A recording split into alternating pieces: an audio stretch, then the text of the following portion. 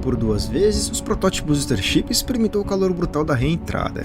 Em algumas semanas, a nave irá para o seu 5º voo e sua 3ª tentativa de vencer este desafio. O Starship não é a única nave com um novo formato de cápsula a enfrentar essa jornada. O ônibus espacial foi o objeto mais massivo até a data deste vídeo a vencer a insana reentrada no nosso planeta. Dentre muitos feitos, sem dúvidas, a reentrada foi onde o ônibus espacial realmente se tornou uma espaçonave única. Para a época era uma ideia radicalmente nova, tal como a SpaceX está fazendo hoje.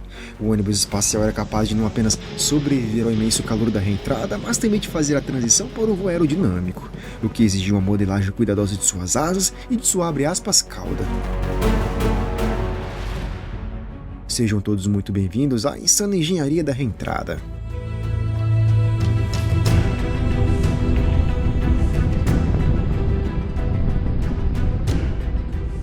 A fase inicial da reentrada do ônibus espacial envolvia uma queima dos motores de manobra orbital por um período de 2 a 4 minutos, com a nave em uma posição invertida.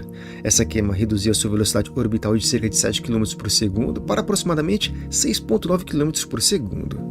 Essa pequena redução era o suficiente para iniciar a descida em direção à atmosfera terrestre. A reentrada na atmosfera exige uma manobra precisa. Perder velocidade era fundamental para que a nave não ultrapassasse o limite de sua janela de reentrada. Se isso não fosse feito de forma perfeita, poderia acarretar em 2 cenários. Primeiro, uma perda de velocidade muito leve ricocheteia a nave de volta para o espaço. Em segundo, perder muita velocidade faria com que a nave descesse muito rápido, entrando em contato com camadas mais densas da atmosfera, e isso resultaria em um superaquecimento mortal. Essa faixa estreita de condições ideais, onde a velocidade e o ângulo de entrada são extremamente importantes, era e é conhecida como corredor de voo de entrada. Uma vez que a delicada sequência de queima retroativa era concluída, o sistema de controle de reação, ou RCS, girava o ônibus espacial e o colocava em um ângulo de inclinação de 40 graus, deixando-o apto para colocar à prova o seu poderoso escudo de calor. A próxima fase da reentrada começava com o período que chamamos de blackout de comunicação. Durante esta fase, a camada de plasma ao redor da nave bloqueia as ondas de rádio, impedindo a comunicação com o centro de controle aqui na Terra. A SpaceX contornou isso graças aos satélites Starlink com a comunicação cruzada. Este bloqueio nas outras naves pode permanecer por cerca de 12 minutos. Ao penetrar na atmosfera a uma velocidade hipersônica, o ar é comprimido violentamente na frente da nave, gerando altas temperaturas e uma nuvem de plasma. Este efeito térmico extremo pode superar os 1600 graus Celsius em pontos específicos do corpo da nave. Podemos ver isso ao vivo em tempo real pela primeira vez no 4º voo do Starship. Diferente das cápsulas, acomodar por si só um escudo térmico em uma área tão grande é um enorme desafio de engenharia e de logística. Agora some a isso as necessidades de um planador como era o ônibus espacial. Além do mais, este escudo deveria ser reutilizável, sem dúvidas a tarefa era imensamente mais difícil. Neste mapa podemos ter noção de como a nave usava diferentes tipos de placas para formar o escudo de calor, mas vamos focar só nas áreas mais importantes. Os pontos de maior estresse estavam no nariz e nas bordas das asas. Estas regiões em específico recebiam um revestimento de um material diferente, uma liga de carbono-carbono reforçado ou RCC. Nas bordas das asas, por exemplo, eram colocados 22 painéis desta liga especial de carbono-carbono, com tiras de vedação cobrindo as lacunas de expansão entre cada painel. Mas tinha um problema: o carbono é um facilitador para a condução de calor. Desta forma, ele não poderia ser colocado diretamente na fuselagem de alumínio, pois o calor poderia penetrar muito facilmente no interior da nave.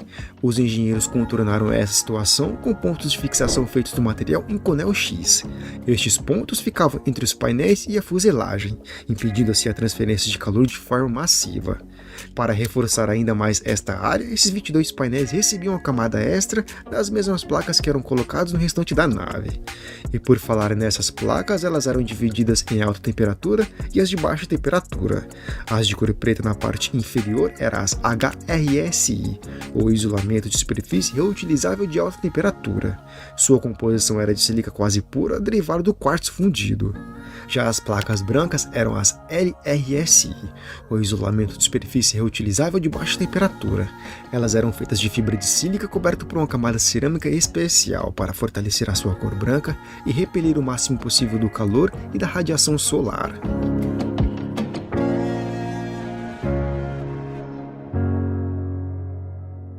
Diferente do Starship, que é feito de aço, a estrutura do ônibus espacial é feita principalmente de uma liga de alumínio. Mas isso nem sempre foi assim. Em 1959, na busca de novas tecnologias, a NASA conduziu uma série de testes a bordo de um dos aviões mais rápidos já fabricados pelo homem, o X-15. Lançado a partir da barriga de um bombardeiro B-52, o X-15 foi capaz de testar um dos metais mais avançados e resistentes ao calor até hoje, o Inconel X. Mas tinha um problema. O Inconel X é cerca de 180% mais pesado do que uma fuselagem de alumínio normal, o que tornava a utilização deste material na construção da carcaça do ônibus espacial impossível. Com isso, a NASA decidiu focar na aerodinâmica da nave. À medida que o ônibus espacial descia pela atmosfera, seu nariz e suas asas suportavam o impacto do calor da reentrada. As ondas de choque de alta pressão, como eu falei, criavam uma camada de plasma superaquecido. Se esse calor conseguisse penetrar na delicada estrutura de alumínio dentro da nave, seria game over. E foi exatamente isso que aconteceu com o ônibus espacial Columbia, depois de sofrer danos em uma das bordas dessas asas no momento da decolagem.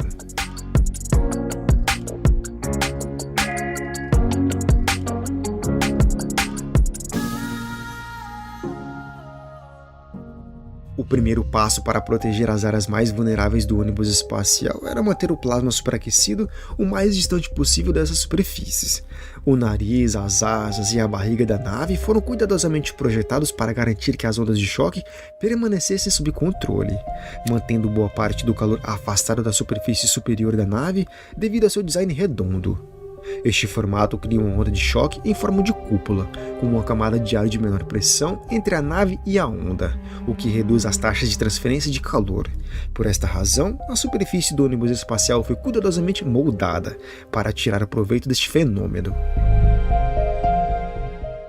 A seção transversal do nariz, que começa com um perfil redondo, gradualmente se transforma em um triângulo suavizado. Por isso, era possível minimizar o calor que atingia a parede lateral menos protegida, onde eram utilizadas placas brancas capazes de suportar temperaturas mais baixas.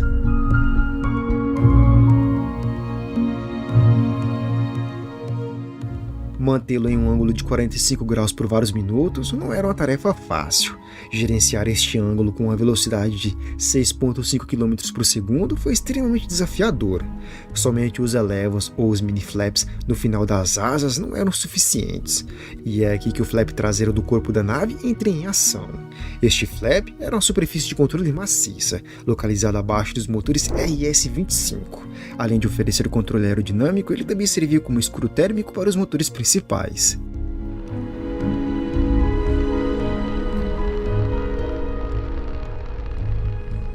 Uma vez fora da zona de blackout de comunicação e se aproximando de 4 km por segundo e 45 km de altitude, a nave ainda enfrentava sérios desafios para fazer o seu pouso com sucesso. Se a nave quisesse diminuir sua sustentação e baixar sua altitude mais rapidamente, não poderia diminuir o seu ângulo de ataque, que desde a reentrada se mantinha nos 40 graus. O ônibus espacial precisava de uma maneira especial para ajustar a sua trajetória e direcionar-se para a área de pouso. Para isso, a nave diminuía sua sustentação inclinando-se para o lado direito e para o lado esquerdo graças aos elevos, mas que eu gosto de chamar de mini-flaps. Inclinando-se para baixo, o ônibus espacial conseguia fazer pequenas curvas. Neste gráfico, é possível perceber a sua trajetória de voo a partir do momento em que ele saía da órbita. A linha em vermelho representa o ângulo de ataque, com uma variação muito baixa. Já a linha tracejada em azul representa os deslocamentos para a esquerda e para a direita até a nave pousar. O Starship da SpaceX utiliza de um sistema parecido para manobrar a nave. Graças ao formato do seu corpo e de 4 flaps robustos, ela tem uma variação muito maior de movimentos, como por exemplo, mudar o seu ângulo de ataque rapidamente retraindo os flaps da frente. Se você quiser saber mais sobre isso, assista a este vídeo aqui do card, a insana engenharia por trás do pouso do Starship.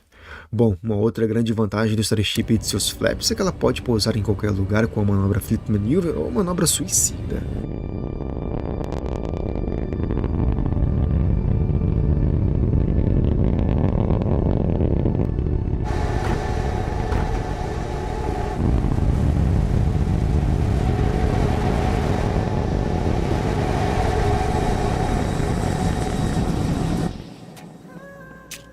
Perto de pousar, a tripulação do voo ativava os sensores de dados para auxiliar na aproximação final da nave. 2 sondas giravam debaixo do escuro térmico em ambos os lados do nariz, fornecendo assim dados de velocidade do ar, ângulo de ataque e temperatura para o computador de voo. Neste momento, a nave está voando como um avião, mas não é um avião, é um planador, e a tripulação de voo precisava gerenciar cuidadosamente a energia restante para pousar com segurança. Isso porque os ônibus espaciais não foram construídos como um planador tradicional. Equilibrar a necessidade de sobreviver à reentrada, enquanto maximiza a eficiência de sustentação perto do momento de pouso, foi um desafio de engenharia único, tornando-se ainda mais difícil pelo financiamento da Força Aérea, que fez com que o design se aproximasse mais de um avião do que de um veículo de reentrada. Nos momentos finais antes da aterrissagem, a tripulação aumentava o ângulo de ataque do ônibus espacial, utilizando as superfícies de controle ou os mini-flaps. Isso reduzia a taxa de descida antes do toque no solo. Após o contato das rodas principais com o chão, o ônibus espacial ainda se deslocava a uma velocidade de aproximadamente 360 km por hora, o que exigia um importante trabalho de frenagem. Quando o trem de pouso dianteiro tocava o solo, os freios eletrohidráulicos em cada uma das 4 rodas do trem de pouso principal eram acionados pelos pedais do cockpit. Cada conjunto de freios possuía 9 discos de berílio revestidos de carbono, 4 rotores e 5 estatores, que eram pressionados juntos para fornecer a força de frenagem. Em pistas menores do que a de Cabo Canaveral, que possuía 4,6 km de extensão, o ônibus espacial utilizava um paraquedas para ajudar a reduzir a sua velocidade.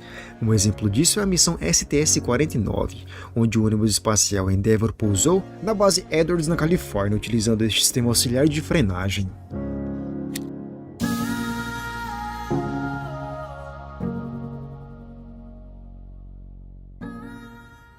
Daqui a algumas semanas, o Starship estará novamente frente a frente com o calor brutal da reentrada, mas desta vez com placas 2 vezes mais resistentes e com o auxílio de uma camada ablativa. Será que desta vez o resultado será diferente ou teremos novamente o último herói do universo roubando a cena?